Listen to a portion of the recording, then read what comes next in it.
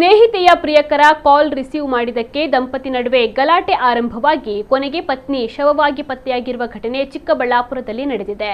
25 ವರ್ಷದ ವರಲಕ್ಷ್ಮಿ ಮೃತಪಟ್ಟ ಮಹಿಳೆ. ಪತಿ ಗಂಗರಾಜು ಪತ್ನಿಯನ್ನ ಕೊಂದು ನೇಣು ಹಾಕಿದ್ದಾರೆ ಎಂದು ಆರೋಪಿಸಲಾಗಿದೆ.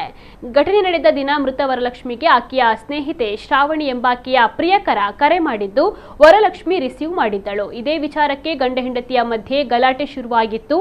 ಪ್ರೇಮಿಗಳ ಮಧ್ಯೆ ಮಧ್ಯಸ್ಥಿಕೆ ವಹಿಸಬೇಡ ಎಂದು ಗಂಡ ಬುದ್ಧಿವಾದವನ್ನ ಹೇಳಿದ್ದು ಗಲಾಟೆ ತಾರಕಕ್ಕೇರಿತ್ತು. ಬಳಿಕ ನೇಣು ಬಿಗಿದ ಸ್ಥಿತಿಯಲ್ಲಿ ಪತ್ನಿಯ ಶವ ಪತ್ತೆಯಾಗಿದೆ ಎನ್ನಲಾಗಿದೆ.